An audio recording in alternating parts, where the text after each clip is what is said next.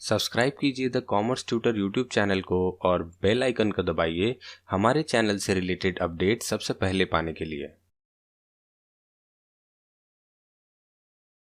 Hello दोस्तों, मेरा नाम है आनंद और आप देख रहे हैं द कॉमर्स ट्यूटर। आज के इस वीडियो में हम क्लास 11 बिजनेस स्टडीज़ के chapter 2 forms of business organisation में कंपनीज़ का टॉपिक जो डिस्कस कर रहे थे उसको कंटिन्यू करते हुए थर्ड टाइप ऑफ कंपनी जो है 1% कंपनी, उसको डिस्कस करेंगे। तो हमने प्राइवेट कंपनी और पब्लिक कंपनी ऑलरेडी डिस्कस कर लिया। इस वीडियो में हम 1% कंपनी का कॉन्सेप्ट डिस्कस करेंगे।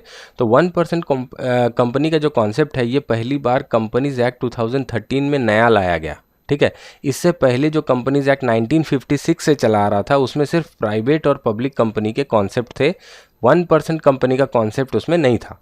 ठीक है, तो ये न्यू ऐड हुआ। तो 1% कंपनी का मतलब क्या है? 1% कंपनी का मतलब, जैसे कि आपको नाम से पता चल रहा है कि सिर्फ एक बंदा जो है वो ही मेंबर होगा।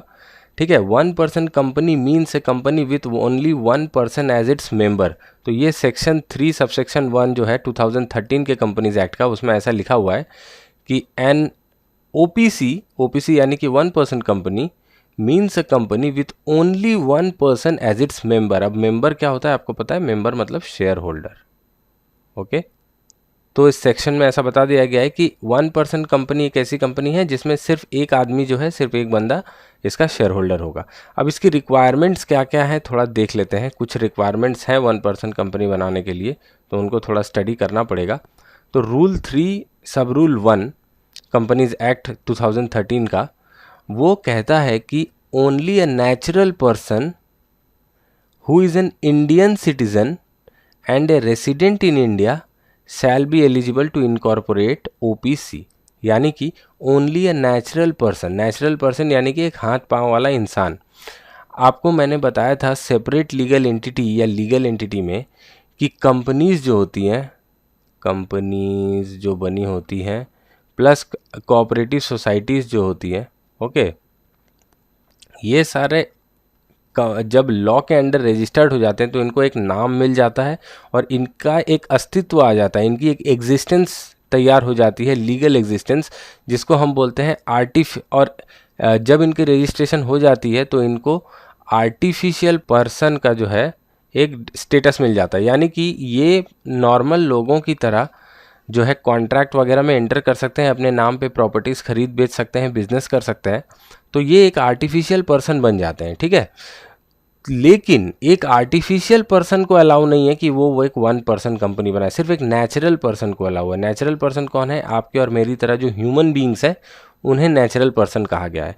तो सबसे बड़ी रिक्वायरमेंट क्या है? 1% कंपनी का जो एक सिंगल मेंबर होगा, ये जो पर्सन है ये एक नेचुरल पर्सन होना ज़रूरी है, उसको एक इंडियन सिटीज़न होना ज़रूरी है। तो पहला कंडीशन है नेचुरल पर्सन होना पड़ेगा, दूसरा कंडीशन है कि उसको एक इंडियन सिटीज़न होना पड़ेगा, और तीसरा कंडीशन जो है वो उसको रेसिडेंट इन इंडिया होना पड़ेगा। अब इंडियन सिटीज़न होना पड़ेगा यानी कि कोई ब्रिटिश का आदमी, कोई यूरोप से या लंदन से आया हुआ कोई आदमी यहाँ पर आके एक 1% कंपनी नहीं खोल सकता। प्लस एक और चीज़, रेसिडेंट इन इंडिया भी होना पड़ेगा, यानी कि एक इंडियन जो कि इंडिया में नहीं रहता है, नॉन रेसिडेंट है, जिसको हम शॉर्ट में एनआरआई भी बोलते हैं। ठीक है, तो वो भी अगर चाहे तो 1% कंपनी नहीं खोल सकता, क्योंकि उसको रेसिडेंट होना ज़रूरी है। अगर वो नॉन रेसिडेंट इंडियन है, ठीक है, इंडियन सिटीज़न है पर नॉन रेसिडेंट है, इंडिया में नहीं रहता है, तो वो भी 1% कंपनी नहीं खोल सकता। आगे की रिक्वायरमेंट जो है वो देखते हैं। No person shall be eligible to incorporate more than 1 OPC. अब क्या लिखा है कि किसी एक बंदे को बस एक ही 1% कंपनी बनाने का हक है। अगर एक बंदे ने एक 1% कंपनी बना लिया है तो वो फिर दूसरा 1% कंपनी नहीं बना सकता। और 1% कंपनी में एक नॉमिनी का कॉन्सेप्ट होता है। ठीक है, नॉमिनी का कॉन्सेप्ट जैसे कि लाइफ इंश्योरेंस पॉलिसी या बैंक अकाउंट में एक नॉमिनी का कॉन्सेप्ट होता है कि अगर 1% कंपनी का जो 1% है, यानी कि जो एकलौता मेंबर है, उसको कुछ हो जाए, उसकी डेथ हो जाए या इनकैपेसिटी हो जाए, तो उस केस में पूरी कंपनी का जो प्रॉपर्टी है, जो एसेट्स हैं प्लस उसकी लाइबिलिटीज़ जो है वो किसके कंधे पे जाएंगी? तो वो होगा उस कंपनी का नॉमिनी। अब जनरली लोग क्या करते हैं, अपने किसी करीबी रिश्तेदार को नॉमिनी बना देते हैं। तो 1% कंपनी के केस में भी जो मेंबर होगा वो अपने शायद किसी करीबी रिश्तेदार या दोस्त वगैरह को नॉमिनी बना सकता है। ठीक है, तो एक बंदा जो है वो सिर्फ एक 1% कंपनी इनकॉर्पोरेट कर सकता है, साथ ही साथ कोई एक बंदा सिर्फ वो एक ही 1% कंपनी में नॉमिनी भी हो सकता है, ठीक है। एक बंदा एक से ज़्यादा 1% कंपनी में नॉमिनी नहीं हो सकता। थर्ड पॉइंट है OPC to compulsorily convert itself into public और private company in certain cases. 1% company जो है इसको कुछ केसेस ऐसे बताए गए हैं जहाँ पे कुछ सिचुएशंस अगर हो जाए तो इनको कंपल्सरीली कन्वर्ट करना पड़ेगा अपने आप को 1% कंपनी से आइदर पब्लिक कंपनी में या प्राइवेट कंपनी में, ठीक है। ये 1% कंपनी रह नहीं पाएगा। कब, चलिए देखते हैं किन केस में 1% कंपनी को जो है कंपल्सरीली पब्लिक या प्राइवेट कंपनी में कन्वर्ट करना पड़ेगा। ये यहाँ पे लिखा हुआ है। पहले, where the paid up share capital of the OPC exceeds 50 lakh rupees. अगर 1% कंपनी का पेड अप शेयर कैपिटल, ठीक है, ये अगर 50 लाख से ज़्यादा हो जाता है तो फिर उसको कंपल्सरीली वो और 1% कंपनी नहीं रह पाएगा, उसको कंपल्सरीली प्राइवेट कंपनी या पब्लिक कंपनी में कन्वर्ट होना पड़ेगा, ठीक है। या और है, ये एक कंडीशन हुई, और एक कंडीशन क्या है, अगर उसकी average annual turnover during the relevant period.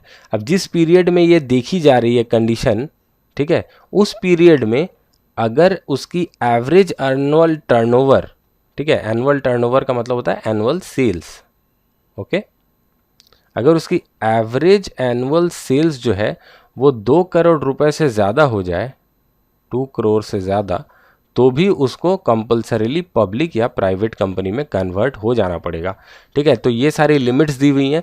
एक 1% कंपनी का paid up share capital 50 lakh तक ही हो सकता है। अगर 50 लाख से ज़्यादा हो गया तो उसको कन्वर्ट होना पड़ेगा प्राइवेट या पब्लिक लिमिटेड कंपनी में। या उसका एवरेज एनुअल सेल्स जो है वो भी अगर 2 करोड़ से ज़्यादा हो गया, अगर 2 करोड़ तक है तो ठीक है, अगर 2 करोड़ से ज़्यादा हो गया एनुअल सेल्स तो भी उसको प्राइवेट या पब्लिक कंपनी में कन्वर्ट होना पड़ेगा, ओके। तो इतना तो पूनम गांधी की बुक में जो नोट्स दिए हुए थे उससे मैंने आपको पढ़ा दिया, हूबहू वही नोट्स हैं जो मैंने यहाँ पे लिख रखे हैं। अब थोड़ा सा एक्स्ट्रा नॉलेज चलिए डिस्कस करते हैं जो कि हर बच्चे को जानना ज़रूरी है। तो एक्स्ट्रा ज्ञान मैंने यहाँ पे लिख के रखा है, ये आपको बुक में नहीं मिलेगा। सबसे पहली बात, what was the need for 1% company. 1% company की ज़रूरत क्या थी? क्योंकि आप देखेंगे 1% कंपनी का कॉन्सेप्ट क्या है, बिल्कुल सोल प्रोप्राइटरशिप की तरह है, ठीक है। यहाँ पे 1% कंपनी ही मेंबर है, यानी कि सारा कैपिटल इसी बंदे ने लगाया है, एक बंदे को ही लगाना है, ठीक है। यहाँ पे हम सब लोगों को इकट्ठा मिला के शेयर्स बेच के तो पैसा इकट्ठा कर नहीं रहे, एक ही आदमी पैसा दे रहा है। तो फिर सोल प्रोप्राइटरशिप ही तो सही था, फिर कंपनी बनाने का झंझट क्यों करेगा। सबसे बड़ी जो यहाँ पे रिक्वायरमेंट थी, जो सोल प्रोप्राइटरशिप की नेगेटिव पॉइंट थी, वो थी लिमिटेड लायबिलिटी नहीं थी सोल प्रोप्राइटरशिप के केस में, ठीक है। तो लिमिटेड लायबिलिटी का फैसिलिटी पाने के लिए सोल प्रोप्राइटर्स क्या कर रहे हैं, उनको एक फैसिलिटी दिया गया कि आप अपने सोल प्रोप्राइटर को चाहे तो 1% कंपनी में कन्वर्ट कर लीजिए, 1% कंपनी की तरह रजिस्टर करा लीजिए, तो आपकी लायबिलिटी जो है वो अनलिमिटेड से लिमिटेड लायबिलिटी हो जाएगी, ठीक है। वहीं यहाँ पे लिखा है कि the concept opens up spectacular possibilities for sole proprietors and entrepreneurs who can take the advantages of limited liability and corporatization but were held back in doing so because of the requirements of finding a second director or second shareholder। पहले जब 1% company का concept नहीं था तो जो लोग अकेले business करना पसंद करते थे सोल प्रोप्राइटरशिप के फॉर्म में, वो चाहते भी तो कंपनी फॉर्म नहीं कर पाते क्योंकि एक दूसरे मेंबर की ज़रूरत थी, क्योंकि मिनिमम 2 मेंबर्स चाहिए होते हैं प्राइवेट कंपनी फॉर्म करने के लिए।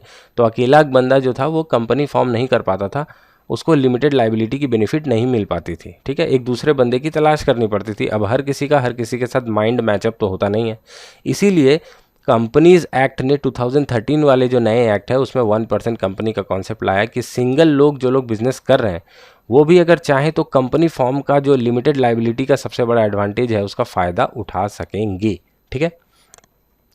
अब the biggest difference between the sole proprietor and a 1% company would be that in case of a 1% company, your liability in the case business fails is limited to only the business assets।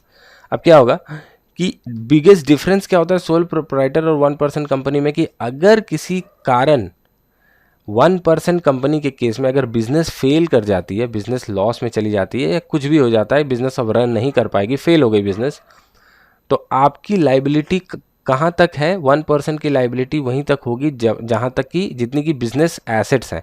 यानी कि आपको अपने business assets को कुर्बान करना पड़ सकता है, दे देना पड़ सकता है अपनी लाइबिलिटीज़ को मिटाने के लिए। पर in case of a sole proprietorship वहाँ पे क्या होता था कि लाइबिलिटी होती थी अनलिमिटेड, ठीक है, अनलिमिटेड लाइबिलिटी होती थी।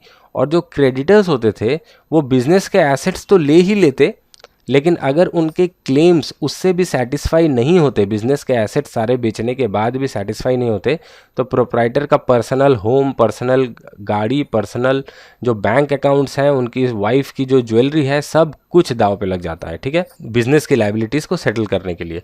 तो ये है सबसे बड़ा एडवांटेज सोल 1% कंपनी बनाने का। क्यों लोग जो है वो 1% कंपनी बनाना चाहते हैं। अब यहाँ पे देखिए 1% कंपनी के केस में डायरेक्टर्स कितने होंगे, कौन इसको मैनेज करेगा, ठीक है। शेयर होल्डर तो 1% जो है वही हो जाएगा, अब डायरेक्टर कौन होंगे। तो देखिए 1% कंपनी जो है वो जनरली एक इंसान के ही पैसे लगे हैं, एक इंसान वही जो है वही बंदा उसको रन करेगा। तो एक ही बंदा जो है यही शेयर होल्डर भी होगा, ठीक है, 100% शेयर होल्डर, यानी कि इसके पास 100% शेयर्स, जितने भी शेयर्स हैं सब इसी के पास रहेंगे, प्लस यही डायरेक्टर भी होगा। ये जनरल केस में मैं बता रहा हूँ, इसके अलावा अलग डायरेक्टर्स भी हो सकते हैं। तो यहाँ पे लिखा क्या है, 1% कंपनी में हैव ओनली 1 डायरेक्टर। ऐसा अलाउ किया गया है 1% कंपनी को कि उसका सिर्फ एक डायरेक्टर हो पाए, और ये भी अलाउ किया गया है कि ये जो बंदा 1% जो इसका मेंबर है वो खुद भी चाहे तो डायरेक्टर बन सकता है, ठीक है। लेकिन ऐसा नहीं है कि एक से ज़्यादा डायरेक्टर्स नहीं हो सकते, 15 तक डायरेक्टर्स हो सकते हैं। अगर ये बंदा चाहे कि मैं 15 लोग रखूँगा अपनी कंपनी को मैनेज करने के लिए, ठीक है, मैं तो रहूँगा ही, साथ में और 14 लोग रखूँगा, तो 14 लोग और आके ज्वाइन कर सकते हैं और डायरेक्टर बन सकते हैं इस कंपनी में, ठीक है। As per the Companies Act, if nothing is mentioned in the incorporation document, it would be assumed that the sole shareholder shall also be the sole director in the 1% company. तो ऐसा लिखा है कि अगर incorporation के समय जो documents दी जाती हैं उसमें अगर कुछ मेंशन नहीं हो, तो कंपनीज एक्ट ऐसा मानता है कि जो अकेला शेयर होल्डर जो है, जो 1% है, जो अकेला मेंबर है, वही अकेला डायरेक्टर भी होगा उस कंपनी का, ठीक है। और वही जो प्रैक्टिकली केस होने वाला है सारे 1% कंपनीज के साथ, क्योंकि जो लोग 1% कंपनी बनाएंगे वो हमेशा ऐसा ही चाहेंगे कि मैं ही उस 1% कंपनी को मैनेज करूं। और क्योंकि आपने देखा कि यहाँ पे 50 लाख तक की ही जो है कैपिटल की लिमिट है 1% कंपनी का, तो ये बहुत ज़्यादा हाई स्केल, लार्ज स्केल में बिजनेस नहीं कर सकता, क्योंकि 50 लाख की कैपिटल आजकल बहुत ज़्यादा कैपिटल है नहीं। एक बंदा इतने बड़े बिजनेस को आराम से मैनेज कर सकता है, और टर्नओवर की लिमिट भी 2 करोड़ की रखी गई है एनुअली, ठीक है। तो ये मेनली एक सोल प्रोप्राइटरशिप बिजनेस ही है, बस इसको एक कॉर्पोरेट एंटिटी दे दी गई है, ठीक है। तो ये वीडियो आपको कैसा लगा, आपको ये समझ में आया कि नहीं 1% कंपनी का कॉन्सेप्ट, मुझे कमेंट्स में ज़रूर बताइएगा। अगर वीडियो पसंद आया हो तो इसे लाइक और शेयर कर दीजिएगा, चैनल को भी सब्सक्राइब कर लीजिएगा। इस वीडियो को देखने के लिए आपका बहुत बहुत धन्यवाद। आपका दिन शुभ हो।